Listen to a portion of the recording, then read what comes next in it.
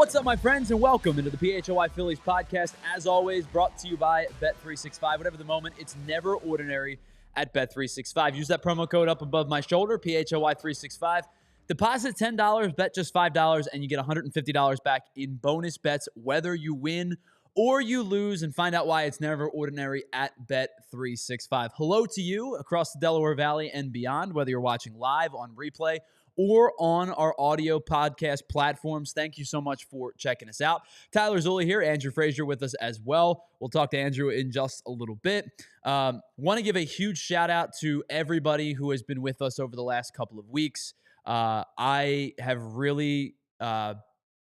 really kind of ramped up the trade conversation, and I know it's all hypotheticals, but we've really kind of ramped up the trade deadline conversations. And I wanted to let you all know that on July 31st, which is the trade deadline, Thursday evening, we don't normally do shows on Thursday, but we will be doing a 5 to 7 2-hour trade deadline show right here on PHLY. We're not entirely sure all of the details, but I'll be here. Andrew may be here. It's probably either Andrew or Julia. One of the two will be here. But we'll be here and we'll be hanging out with you, maybe having some guests along the way as well to facilitate all of the Phillies trade deadline news. So we'll get to that in just a couple of weeks, and I'm really, really looking forward to that. So I hope you all are ready for another weekend. We've made it. It's Friday afternoon. It's beautiful out. The sun is shining. The humidity is fairly low. And we have one more weekend series of baseball out in San Diego before the unofficial end of the first half of the season. We are about 90-plus games in, and we are just 3 days away from the All-Star break. And I don't know about you, but next week will be a nice reset for a lot of us. You know, we've covered the team pretty extensively over the first 90-some-odd games. I think it'll be a really nice reset for all of us as we get closer and closer to the trade deadline. And then we get to the postseason sprint. With about 70 games left to play, trade deadline and August and September will roll around very quickly, and we will be into the postseason sprint. But let's get into today's big headline. Of course, the big deal segment is our headline of today's show. It's brought to you by our friends over at Cherry Hill Kia. I know that people get Kias elsewhere. I just don't know why. Head on over to cherryhillkia.com, or you can get on over just about any bridge. It's right across the bridge in really any destination or any location from Cherry Hill to check out all of the Kias that they have in store, whether it's the Tellurides, the Sportage. You can get in on all of the offers that Kia has for you, the Souls. Check out Kia of cherryhill.com, or head on over the bridges to Cherry Hill Kia to get in on your next car today. And the big deal segment, of course, today's news. Jeff Passan of ESPN has been tying the Philadelphia Phillies and the Cleveland Guardians now for about a week. And it's for players that we've talked about in the past, and it's players that I think would excite a lot of people. It is closer Emmanuel Clase and outfielder Steven Kwan. Now, we've talked about Emmanuel Clase in the past on the mystery reliever conversation, the one where we talked about the top 50 players that could get moved at the deadline. And I believe Emmanuel Clase had about a 40% chance of being moved. Now, the last time that we talked about Emmanuel Clase, his ERA was somewhere in the high threes. And since that time, it has come down pretty sizably to 3.12. He's made 41 appearances this year, just 19 saves, but 41 appearances, 40 and a third innings pitched, 40 strikeouts, and the whip has also come down. We know what Clase does well. 91 percentile or 91st percentile in whiffs. He doesn't walk a lot of hitters. He doesn't get barreled quite a bit. And the velocity is there. 99 miles an hour on the cutter. He's basically a two-pitch pitcher. Cutter and slider make up 99% of the pitches that Emmanuel Clase has thrown so far this year. Now, he's been hit around more than he did a season ago. Now, a season ago, he finished third in Cy Young voting and had a .61 ERA over 74 appearances. The season that Emmanuel Clase put together last year, I don't know is ever repeatable, because it's one of the great reliever seasons of all time. It is so darn hard for relievers to become Cy Young candidates. And he finished third in a Cy Young year where Tarek Skubal finished first and ran away with it unsurprisingly, was the Triple Crown winner, and only one pitcher finished in between Tarek Skubal and Emmanuel Clase. He had a .66 whip last year and struck out 66 over 74. Now, for a guy who throws as hard as Clase does and has as elite stuff as Clase does, he doesn't strike out as many as you would think. 66 over 74 is not a bad number by any means, but he's not a strikeout per inning pitcher as you would imagine based on his stuff and velocity and just his willingness to challenge you. But he's in the zone a lot. He doesn't walk hitters. He wants to get after you. And sometimes when he wants to get after you, he's willing to throw pitches over the plate because he trusts his stuff and he knows he can beat you one-on-one with the cutter, with the slider, and with velocity in on the hands. I think Emmanuel Clase almost is to a point he'd rather break your bat than strike you out. Because especially if you're left-handed, he's going to want to run that cutter in on the fists, and for good reason. It's a really good pitch. But with Clase, the strikeout numbers aren't as enormous as maybe you would expect. But what Clase does well is limit hard contact. Despite the fact that he's been hit around a little bit more this year than he has last year, his average exit velocity is up 2 miles an hour, but it's still just 88.5 miles an hour. He's in the 71st percentile this season of average exit velocity, a year after being in the 92nd percentile. The expected numbers for Emmanuel Clase are actually much better than his actual numbers. The expected batting average this year is still just 244. The expected slug, while up, is still only 352. Now, the one thing he has done is give up more hard contact this year than he did last year. And that's probably a product, again, of how good he was last year. He was in the 98th percentile of hard contact. He gave up just 29% hard contact last year, or hard hit rate, I should say. This year, he's up to 40%. His career average is 33, so he's still above his career average, but he's closer to it than the unbelievable year that he put together last year. But the thing with Clase that has intrigued me, or maybe not intrigued me, but has excited me over the last month or so, was after posting a having a 4.13 ERA leaving the month of May, he's now down to a 3.12 because his June he was at 1.5. So far through July, he's at 1.9. Small sample size, of course, but that's what he's at.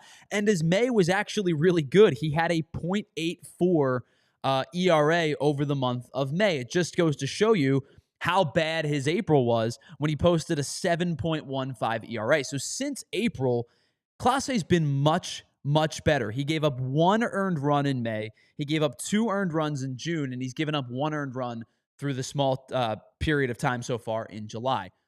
This is the guy that we expect Clase to be. He is still that elite level closer who had a bad first month of the season. Now, again, as I said, he is getting hit a little bit harder, probably a lot bit harder than he did in 2024, but that is more of a product of him kind of getting back to baseline. Now, it's more than his average, but his 2024 was so good that I think a regression was expected just because you don't post a .6 ERA in back-to-back seasons. Clase now, after being at 7-1 through April, 4-1 through the end of May, and now 3-2 through the end of June, is down to 3-1. If he continues on the pace that he's on, there is a very realistic chance that by the end of July, he's touching 3 and maybe below it. Everything that Clase is doing is heading in the right direction. So Emmanuel Clase, if truly being moved, is still going to go for a very high trade compensation.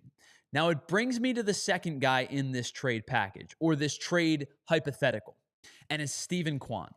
And for years, Steven Kwan has intrigued me as a player that has been as consistent as you possibly could get. The thing that with Steven Kwan is that we know exactly the type of player that Steven Kwan is. High average, high OBP, doesn't hit the ball all that hard, but has a really innate ability to square the ball up, doesn't strike out, doesn't swing and miss, doesn't chase, can steal you a bag. He's got 11 already this year. He's a fairly strong base runner and is an elite level defender. Steven Kwan is not the power bat that maybe you're necessarily looking for. I've also, Andrew, you and I have had the conversation recently about all things considered equal, we probably would prefer a right-handed power bat above all else. But if you have the ability to potentially add the type of player that Steven Kwan is, which is, other than the fact that he doesn't hit a lot of home runs and doesn't drive the ball, is a unbelievably consistent hitter, gets on base, threat to run the bases, elite level defender, I don't think you say no to a guy like Steven Kwan because he hits left-handed. Let me turn my mic on first.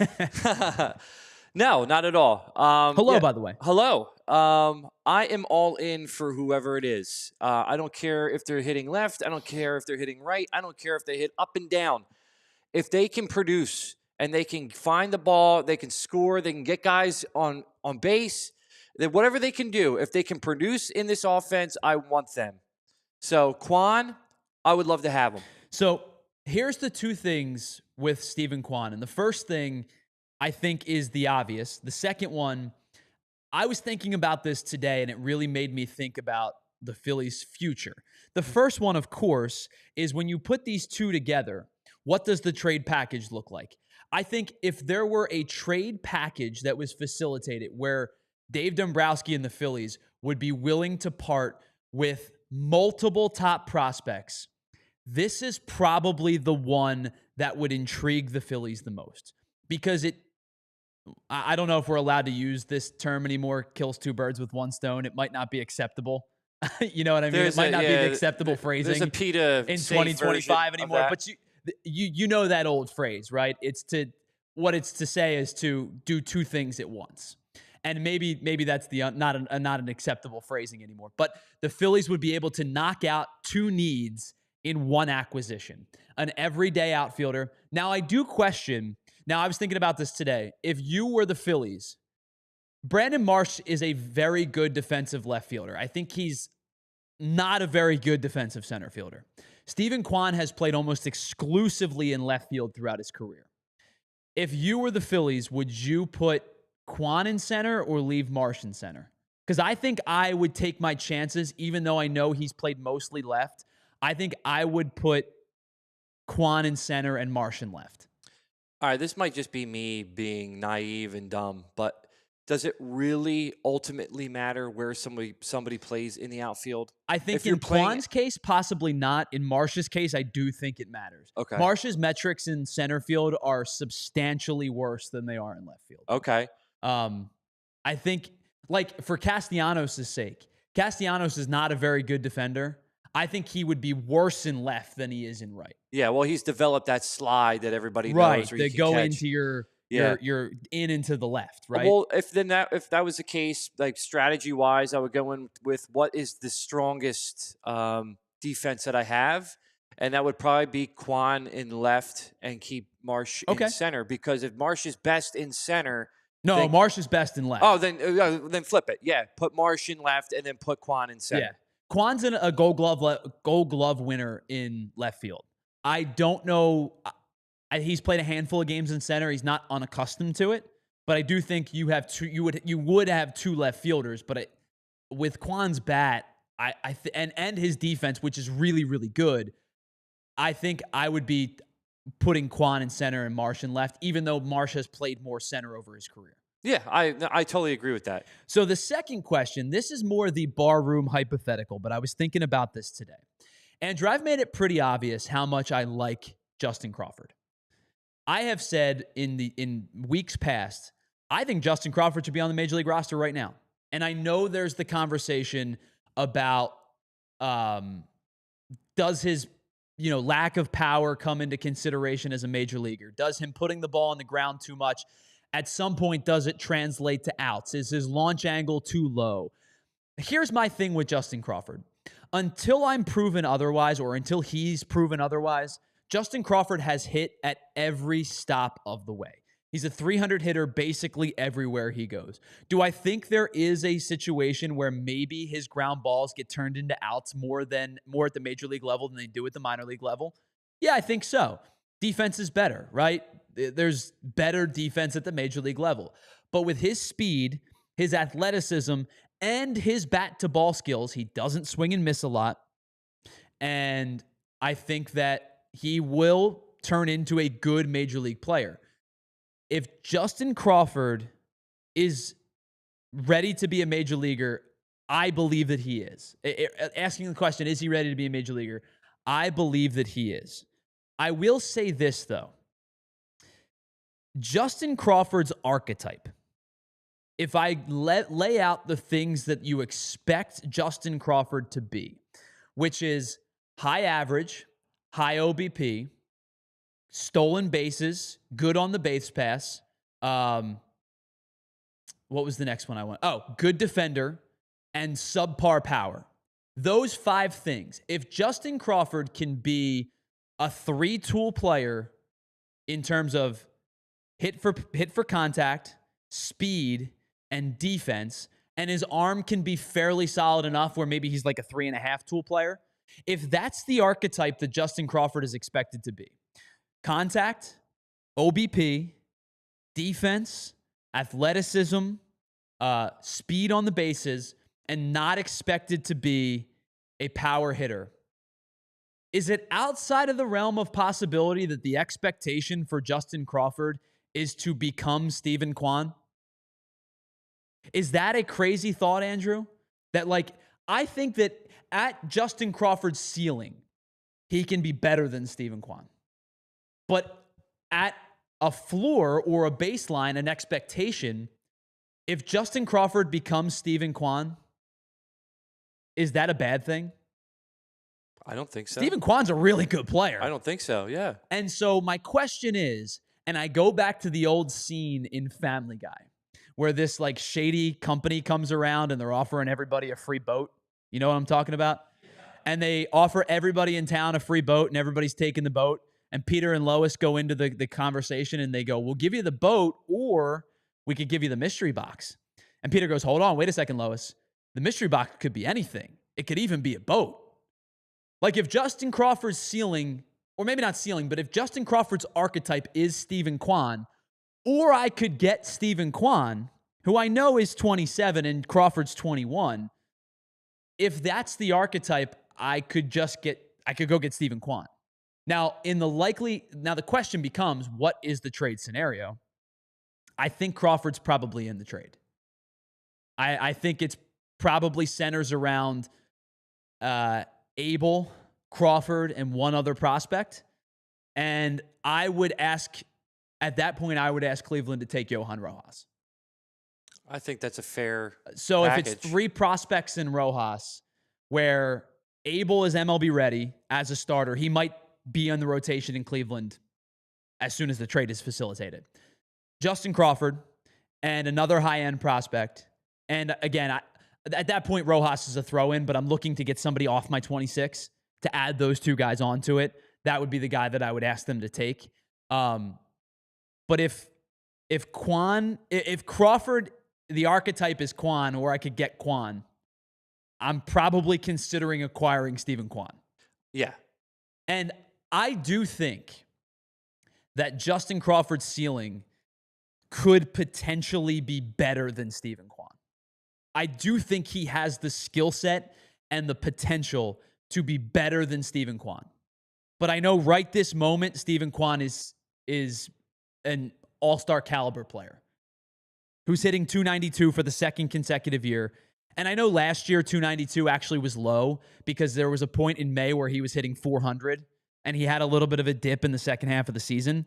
But this is a guy who has the ability, innate bat to ball skills, doesn't swing and miss, doesn't whiff. And I know it's not the power bat you're looking for, and I know it's not the righty that you're looking for. But if you have the flexibility and the capability to have a top 4 in your lineup of Kwan, Turner, Harper, and Schwarber, you just got better. There's no question about it. And I know that maybe that's not necessarily the trade package that it would facilitate, but that's the one I think that they would like to consider. All right, let's pause for just a moment. That's our big deal segment brought to you by our friends over at Cherry Hill Kia. Head on over to kiaofcherryhill.com at 24/7. You can shop online or get over the bridges and head on over to Cherry Hill to check them out. On the other side, we'll get to our mystery trade player of the day. We still have our Ace Hardware temp check segment to do, and we'll have some fun to end the week as we are getting closer and closer to the unofficial end to the first half of the 2025 season. It's the PHLY Phillies podcast brought to you by our friends over at Bet365, where it's never ordinary at Bet365. We'll be right back after this. All right, let's talk about our friends over at Cherry Hill Kia. If you're looking for the dealership with the best inventory and super low lease payments in the Philadelphia area, then it is Cherry Hill Kia and kiaofcherryhill.com. So two separate things, same place, but a little bit different wording. It's Cherry Hill Kia when you go in person. It's kiaofcherryhill.com when you go online. You can choose from over 450 new Kias, including Tellurides, Sportages, K5s, Carnivals, Celtos, Souls, and so much more. And I got to tell you, Kia is the hottest automotive brand in the country for a reason. 7 of their models received 2025 Car and Drivers Editor Choice Awards. And that's kind of amazing considering the fact that there are more than 450 models that were tested and only 20 received this award industry-wide. And you combine that standard with the best warranty in all of the automotive business, 10 years, 100,000-mile powertrain, or 5 years, 60,000-mile bumper-to-bumper, you're going to get an incredible ride that you feel comfortable driving off the lot and driving for a long time. So stop in today and tell them that PHLY sent you, and you'll get a $100 restaurant.com gift card just for taking a test drive or completing a trade appraisal. I know people buy Kias elsewhere. I just don't know why. Head on home with your new Kia today, just minutes from all bridges, or available online at 24/7 at kiaofcherryhill.com. All right, while we're here, let's tell you about our friends over at Bet365, our presenting sponsor of the show, as always. And they're offering incredible deals now with an MLB early payout. You heard about the NBA early payout before, the NHL early payout before, but with the Bet365 early payout across MLB, if your team at any point goes up by 5 runs, you will get an instant payout winner on straight bets and parlay selections that are marked as winners. So how do you get a part of Bet365? Well, you download the app, you use the promo code PHLY365 when you sign up, and you'll get $150 back in bonus bets. All you have to do is deposit $10, place your first bet for $5, and you'll get those $150 back in bonus bets, whether you win or you lose. You can use the bonus bets on spreads, totals, player props, futures, and so much more. You have total control and as part of the action right in the palm of your hand with Bet365. Must be 21 or older and physically located in PA. If you or someone you know has a gambling problem and wants help, please call 1-800-GAMBLER. Hello to everybody in the chat today. I haven't had a chance to talk to you just yet, but hello to everybody. I see Ray Schumacher, K-Red, Rose Nyland is here. I think the whole crew of Golden Girls The Golden is here. Girls are here, yeah. I think they're here in full force. I know Blanche was here earlier. Blanche. Rose is here. So hello to all of you. Let me, real quick, I'm going to log in so I can see everybody in the chat and say hello to everybody properly. That I did not miss, or so that I didn't miss anybody. Pat Ryan, Christopher O'Donnell, Smitty, Futz, Peeling Onions, everybody that's in the chat, hello to you all. I appreciate you. Just want to mention a few comments here while we're here. The hypothetical that I laid out was kind of just off the top of my head. Pat Ryan says not doing that trade, the one that includes Crawford and Abel and maybe a little bit more. Ray Schumacher says would do that trade. It's an upgrade to outfield and relief pitching. I know it's kind of a polarizing conversation when you start including Justin Crawford into the trade conversations. I think half the team or half the fan base has no interest in moving Justin Crawford. I am of the, and maybe this is a little bit me being on the fence, and maybe it's a little bit hypocritical, because I do believe that Justin Crawford is major league ready, and I quite frankly, I would have called him up 3 weeks ago. And I also think that he is not necessarily one of my untradables. Now, I do agree with Pat Ryan's second statement saying that you're not moving Miller. I would not move Aiden Miller as well. I still do believe, despite the fact that he's struggling numerically a little bit in Reading, I still do believe that Aiden Miller is a major league player. soon. And then the last one that you bring up, Pat, is Eduardo Tait. Eduardo Tait is my absolute no in a trade. Outside of Andrew Painter, of course, who I still think, I know people are down on him a little bit because his numbers in AAA aren't particularly strong. He's still part of this team's future. I still firmly believe that. But my number two, no chance I'm trading this guy unless the numbers become, or the trade becomes pretty significant, is Eduardo Tait. I really do believe, for a couple of different reasons. The kid is 19 years old. The power is there already. His bat-to-ball skills are excellent. When you watch highlights of this kid, the ball explodes off of his bat. And I think as he continues to get better and better, I do truly believe that he is going to be a major league hitter. My questions about Tait center around him being a defensive catcher as opposed to perhaps a DH. But I do believe the offensive power and the offensive productivity is 1,000,000% going to be there. The second part of that is the positional scarcity of the catcher position. JT's future with this team is not long-term. I don't even know if JT's future with this team is next year. But I do think the Phillies are in kind of a weird spot with the catcher position where they don't have anybody necessarily readily available unless you believe that Rafael Marchand is an everyday catcher. And right this second, I don't. So I do believe that the most likely scenario is the Phillies try to get something done with JT on a short-term deal. And I don't know if short-term deal means they're going to have to overpay to keep him. I don't know if that means maybe the market isn't what we expect it to be for JT, but I do think defensively, JT still provides you something. It's just that the bat is it's really slowed down. His exit velocity is down. The gap's power is down.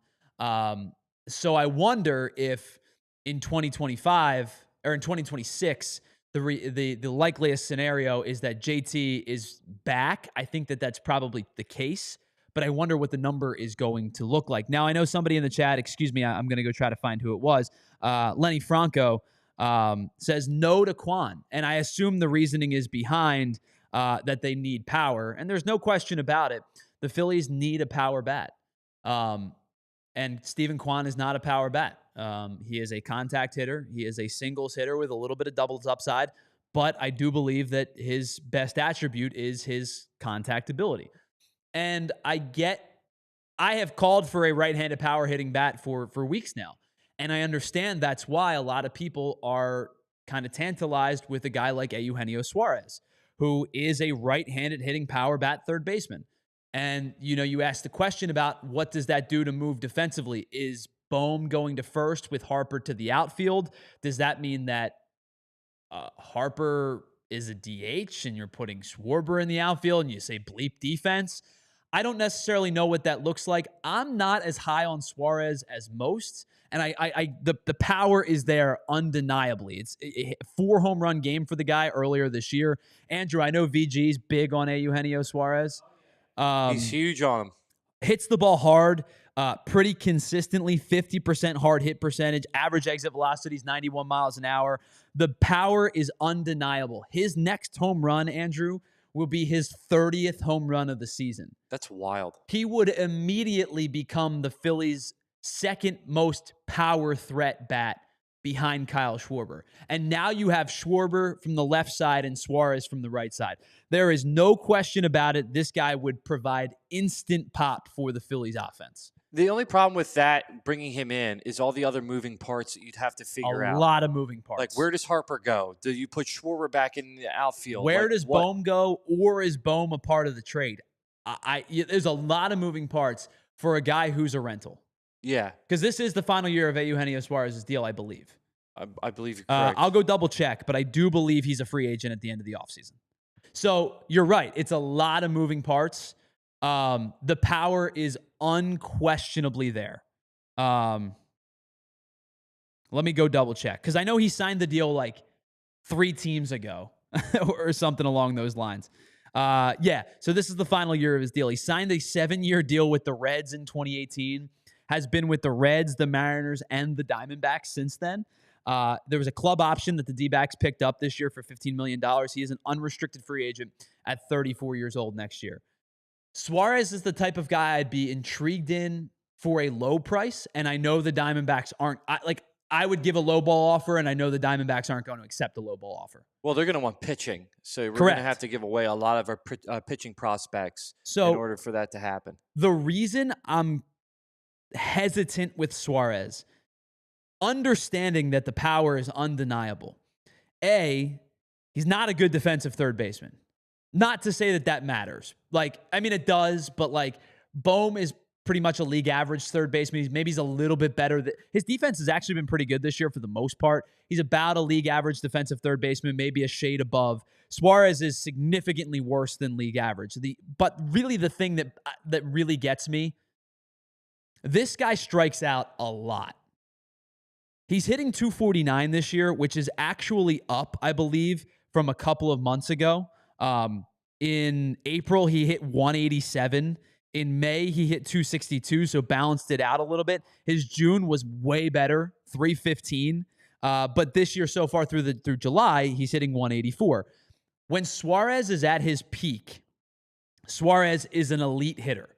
When Suarez is in his valleys, as Dorothy brings up, as another member of the Golden Girls is here, Suarez will drive you insane. He swings and misses a lot. He chases a lot. He strikes out a lot. So the good is unquestionable. Power's there, undeniable power. He would provide you instant pop in the middle of the lineup. You would feel comfortable having Eugenio Suarez hit fourth and your top four being, or your middle two through four being Schwarber, Harper, and Suarez in some order. The power would be undeniable. But it's kind of a for me because of the strikeout rates. And I don't know. I think he would, in fact, drive me kind of crazy. Plus, the defense is bad. Yeah, with the strikeouts, we would Philadelphia as a whole would probably go nuts. Yeah. Extreme pull hitter. Obviously, you've seen, like, he hits titanic home runs when he hits home runs. Like, when the ball leaves his bat, it explodes off of his bat. And the funny thing is, for being right-handed, he actually this year has reverse splits. He's hitting 268 against righties and 182 against lefties. He has 21 of his 29 home runs against right-handed pitching. 60 of his 75 home runs have come against right-handed pitching.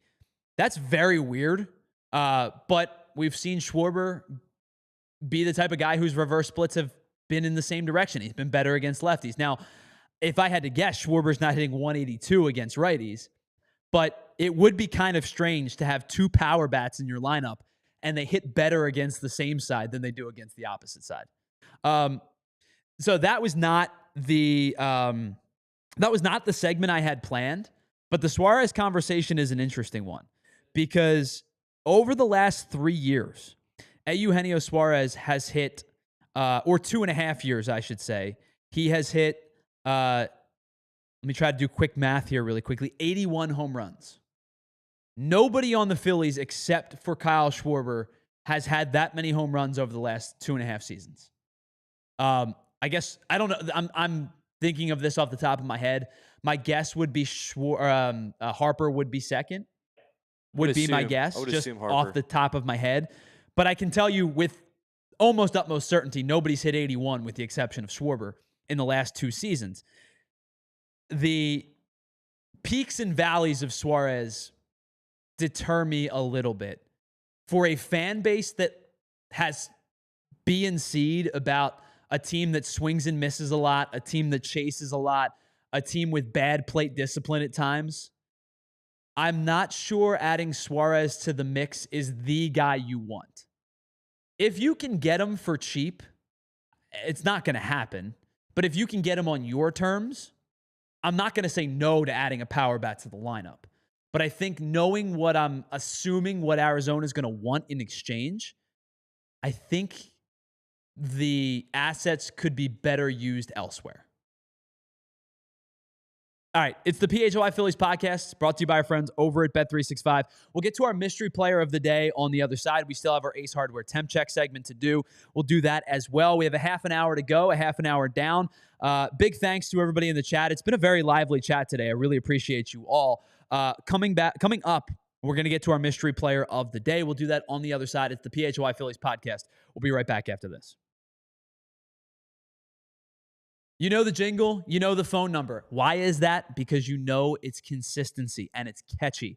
It's Empire Today. And with Empire Today, what do? Floors. And they're really, really good at it. Whether it's hardwood, tile, carpet, whatever you're looking for in your home, Empire Today is going to be with you every step of the way, making sure the process is as easy, as smooth, efficient, and you get your questions answered in a timely fashion, and there's no hidden fees. We'll talk more about that in just a second. We've all been to the big box store where you're trying to figure something out, and you get some help, but it's from somebody who maybe was in hardware the day before or outdoor the day prior to that. They're not flooring experts like they are at Empire. And then you have to go get the contractor. You got to get installation done.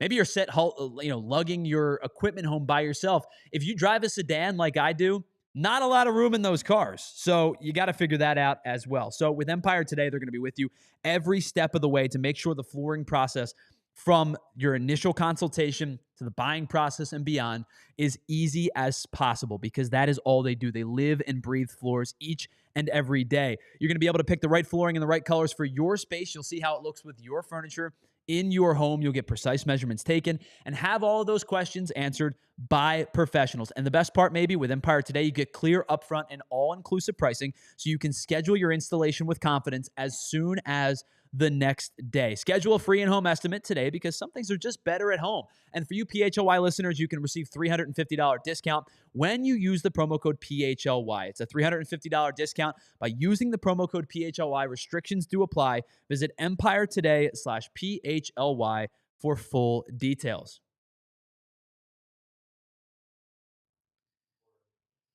Oh, Tyler, I walked into my garage yesterday and it felt like a sauna. Dude, I got to tell you, even for somebody who loves summer, it's getting a little ridiculous out there. Dude, I know. So, I got 10 bags of ice, and I was going to make an ice bath because, the healing properties and all that stuff, and just to beat the heat. But when I went to go make the ice bath outside, all the bags of ice melted.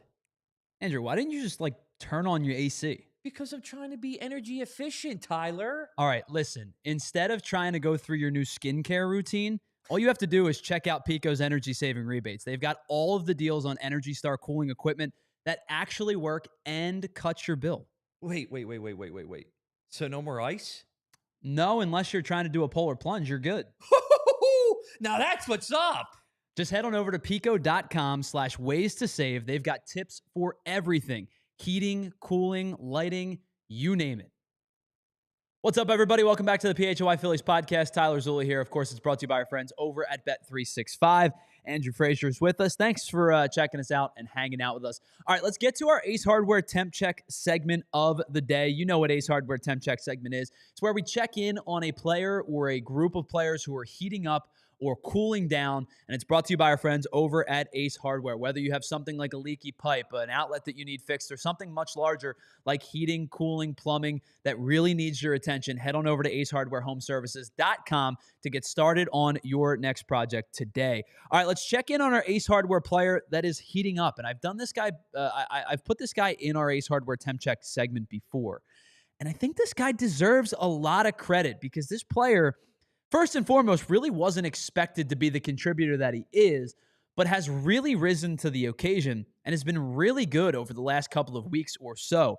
We're going to check in on our Ace Hardware Temp Check segment on somebody that is heating up, and it's Phillies left-handed reliever Tanner Banks. Tanner Banks now has produced 8 straight scoreless appearances, and since the start of June has gone scoreless in 11 of his last 13 outings. His ERA has gone down from 3.67 at the start of June to today, where it's sitting at 3.12.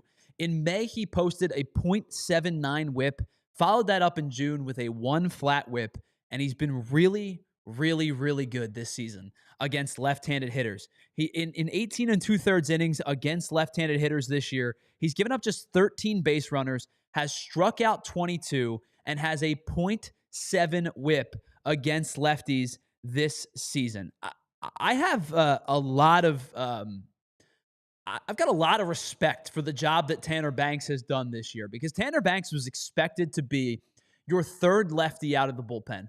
Low leverage lefty, a guy that comes in when you're trailing by 4 or up by 4, a guy that's just going to kind of eat innings for you.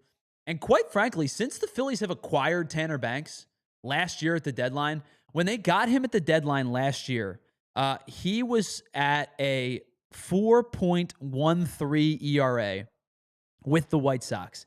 And in his 22 appearances with the Phillies last year, he posted a 3.7 ERA. So his ERA dipped over .4 full points when he joined the Phillies from leaving the White Sox. And this year, his ERA over his first 38 appearances is down almost another .6. So over the last calendar year, since the trade deadline of last season, Tanner Banks has dropped his ERA over a full point from 4.13 to 3.12.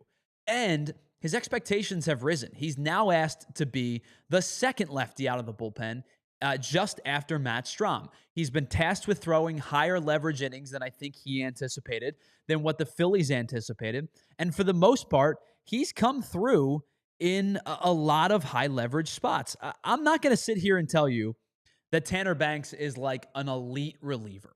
I'm not asking Tanner Banks to come in with second and third and one out and get out of a jam. I'm not asking him to close out games. But what Tanner Banks has done over the last calendar year with the Phillies has been pretty impressive. I have to give the guy a lot of credit. He's 2-0 this year with a 3.12 ERA. He's at almost a strikeout per inning pitched. He struck out 40 over 40 and a third, and his whip this season is .942. And Chris O'Donnell, it's a fair expectation. It's a fair question.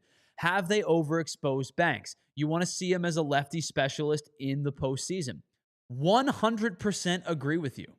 I don't disagree at all. His numbers have been really good against lefties. He's been fine against righties.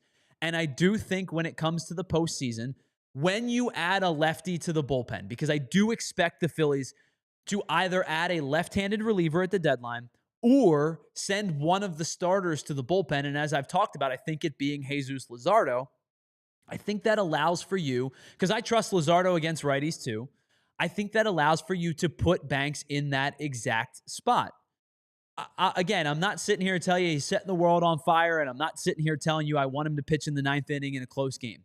But I think for a team that has desperately needed bullpen help, Tanner Banks has been pretty good. I have trust in 3 relievers now, when at the start of the year, it probably was also 3. It was just a different 3. When when Jose Alvarado was suspended, I really wondered who would step up and get outs against lefties. Tanner Banks has done it. I have to give him credit. So that's our Ace Hardware Temp Check segment of the day, where we check in on somebody who's heating up or cooling down. I think for the most part, Tanner Banks has done a really serviceable job of stepping up where he's needed. Do I think come postseason time, the Phillies could use another lefty in the pen? Without question. And whether that is Jesus Luzardo, whether that's Christopher Sanchez, I don't love that idea. I think my goal would be for it to be Luzardo if they're going to move a starter, or it's somebody with, outside of the organization, whether it's a hard-throwing closer like Aroldis Chapman or a middle reliever like Caleb Ferguson. I do think the Phillies still need another arm, and perhaps need another 2, and one of those arms should be left-handed. But I do have to give credit to Tanner Banks where credit is due. I think he's been pretty good so far this season. All right, that is our Ace Hardware Temp Check segment of the day. When we come back, we'll do our mystery trade player of the day.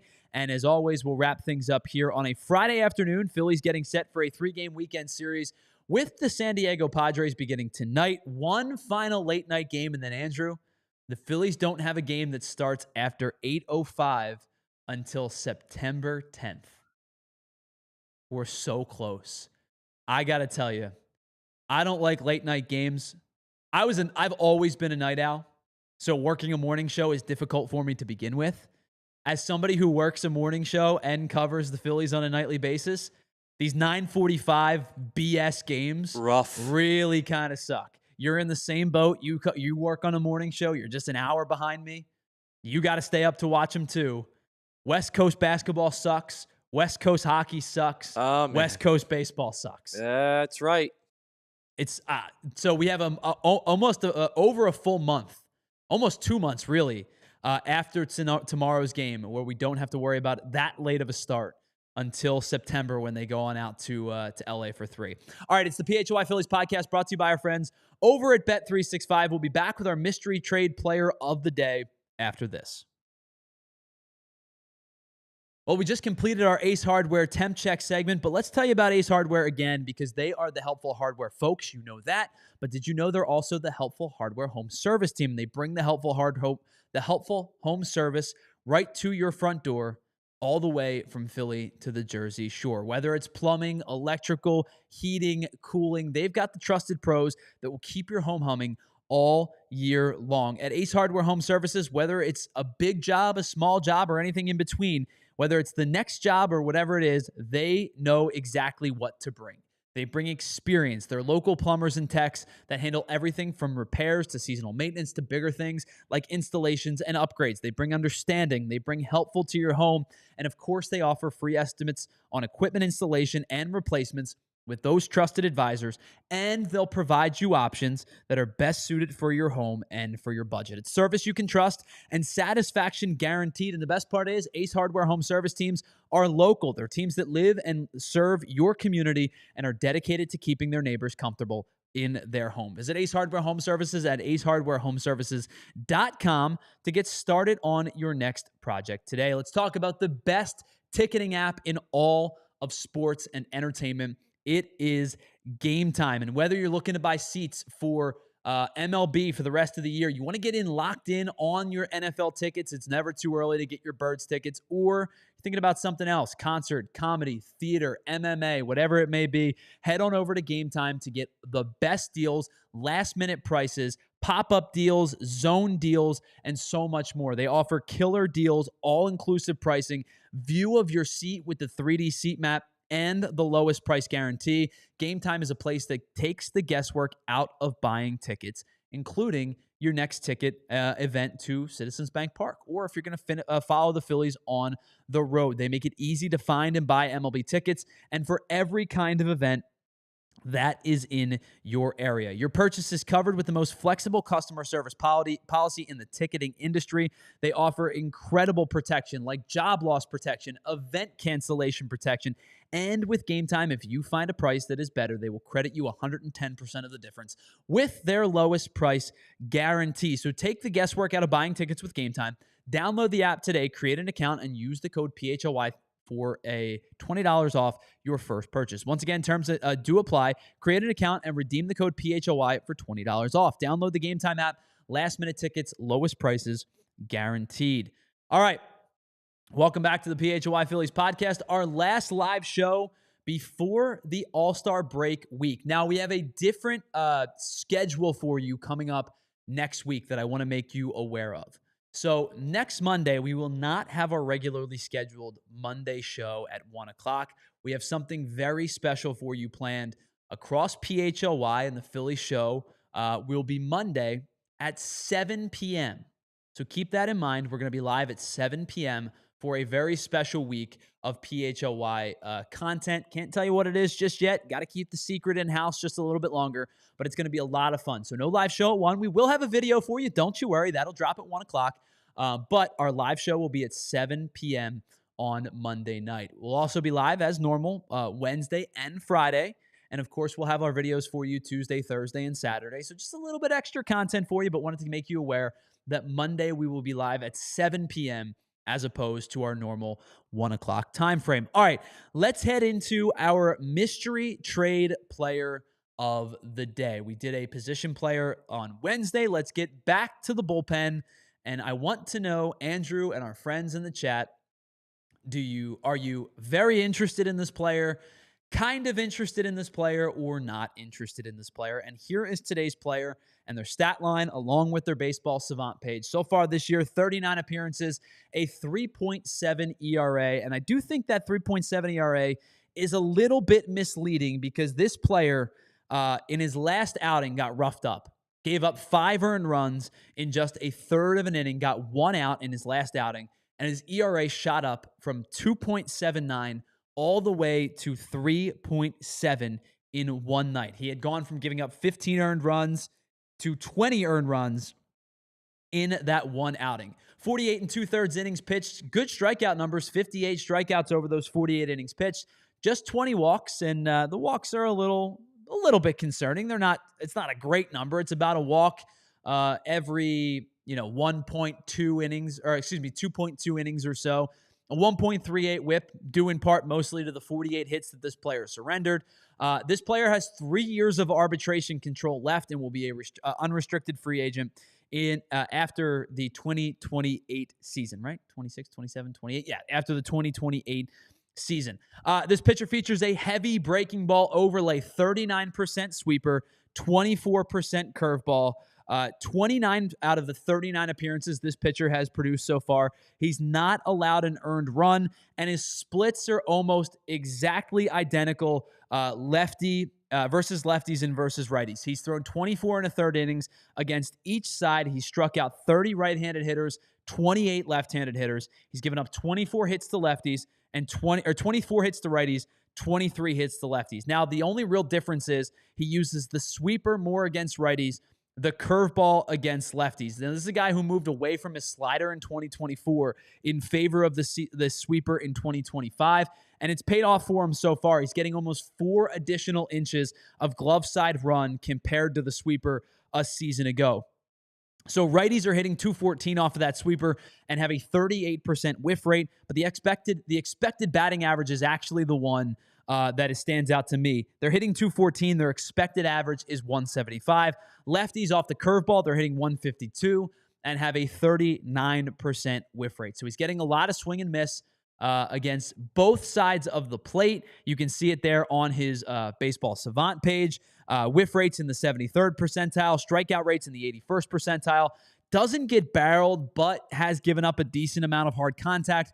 Keeps the ball on the ground, which I think is something very important at Citizens Bank Park, as probably is important in the stadium that he plays out currently. Doesn't give up a lot of hard. It's funny, he gets hit hard, like hard hit percentage, but the average exit velocity is fairly low. So I guess it's when he does get hit hard, he gets hit real hard, because when he doesn't give up the hard contact, he keeps the average exit velocity fairly low. Now, this is a guy I've talked about before, maybe in a little bit more in passing than in like big time conversation. And so far in the chat, I am seeing isn't calling to me. Futt says Ray Schumacher says 3 years of control and misleading numbers means maybe a lower asking price if they're a righty. Ray Schumacher's in. Dorothy says not interested in leverage position for him. Let me see so far. JC Heim says in if it's for a Banks level type price. And Christopher O'Donnell is spot on. It is, in fact, Jake Bird today. Now, Andrew, I didn't ask you before we got to it, but are you interested in Jake Bird with what I just laid out and knowing the numbers that I gave you? I think I'm kind of on with what Ray was saying. If it's a lower asking price for him, I'd be in for sure. Okay. But I'm not giving away the farm for this guy. Does it hurt Jake Bird's case at all, knowing that he and Bryce Harper have had a little bit of a verbal altercation before in a game against the Rockies a few years ago? I don't know. I think would it be weird in the clubhouse? I think they could look past it. I don't know if there's any other issues. So Jake Bird started, if I remember correctly, Jake Bird was yapping at Bryce Harper. Chirping. And Bryce Harper basically said, bro, you play for a poverty franchise. Your team sucks. You suck type of thing. Yeah. And I don't think it would be that weird. I think they could probably, it's not like he insulted his mom or something like that. You know what I mean? I think they could probably put it past him. They could mend it. I think I'm interested in Jake Bird in the capacity of middle relief. I would slot him in between. So my righties would go Kerkering, Bird, whoever else is going to pitch, because I don't have a lot of trust in a lot of the righties right now, whether it be Romano or I don't know. Is Taijuan Walker? Is he next? I guess Bird would probably be my second righty because they don't have a lot of other choices. But I think in terms of like slotting all of them, I would go Kerkering, Strom, Banks, and then Bird. Or, Bird, then Banks, I'd be okay with. But he's somewhere in the 3 to 4 range. I think the numbers are good. I think he strikes a lot of hitters out. I'd like for the whip to come down a little bit. He has given up almost a hit per inning pitched, which is a lot of hits. But as I said, did really get roughed up in his last start. And I think it, when relievers get roughed up in an outing, it really can kind of tend to skew their numbers a little bit. So in that outing against Boston, he gave up 5 hits. So he went from 42 hits in 48 and a third innings pitched to 47 hits and 48 and 2/3 innings pitched. Starts to inflate those things a little bit. And of course, the ERA jumps up. I think this is a guy who would be intriguing for a lot of teams. Now, he's not young. He's 29. He came up a little bit later. That's why he has those arbitration years. But a righty who has good stuff against lefties and righties, 3 years of arbitration remaining. I think Jake Bird probably goes for like a tier 2 asking price. He's not tier 1, no question about it.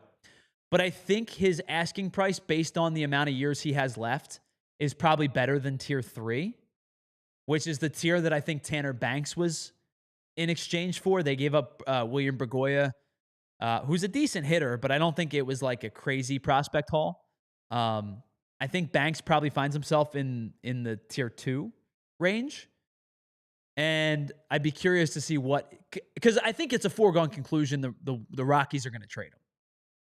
And I say that not because, like, if he were an impending free agent, they would do what they'd go get like, I say this jokingly, like they'd get cash consideration. They'd get whatever they could for him because teams would lowball knowing he's a rental. But with 3 years of team arbitration remaining, I do think he probably gets a tier 2 ask. And I wonder what that return on investment would be. So I'm probably more intrigued about Jake Bird than most. It's not a name that jumps off the page to you. It's not a high leverage guy, at least on a good team. And the Rockies probably are going to break the record for most losses in a single season or get close to it. Because what are they right now? They are 21-72. If I said to you they need to win another, what is it? What'd the White Sox lose last year? Just off the top of my head, I don't know the number. They lost 121 games. So for the Rockies to avoid that, they would have to go 22-48 the rest of the way. That doesn't seem feasible to me. I feel like they're going to lose more games than the White Sox did last year. Like, they probably will win less than 40 games. I think they're going to probably move on from Jake Bird.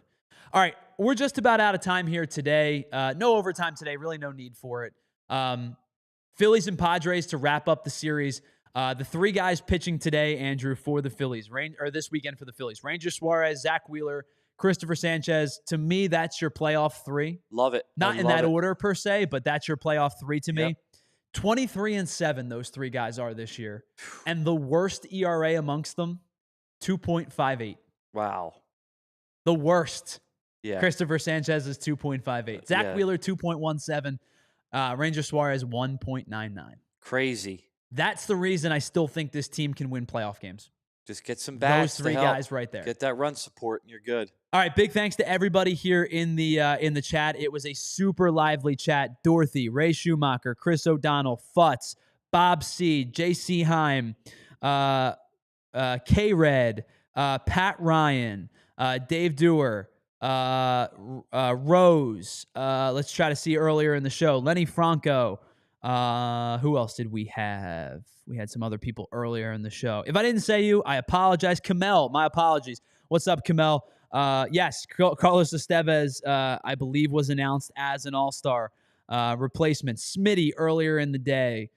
Big thanks to everybody. Thank you so much for being a part of today's show. Thank you so much for being a part of every show. And of course, a big thank you to Andrew Frazier for producing and co-hosting today's show as well. Have an excellent weekend. Enjoy the final series of the unofficial first half of the season. All-Star Week coming up. We'll be back on Monday again. Remember, 7 o'clock live, not 1 o'clock on Monday. But we'll have some All-Star related content for you. We're going to go back and go through all of the grades of the first half over the next week. And of course, the Phillies will be off for Monday through Thursday before the second half begins. So have an incredible weekend. Enjoy the Phillies-Padres series. And we will chat with you on Monday, 7 p.m. on Monday, right here on the PHLY Phillies podcast. We'll see you. We all silly like the mayor.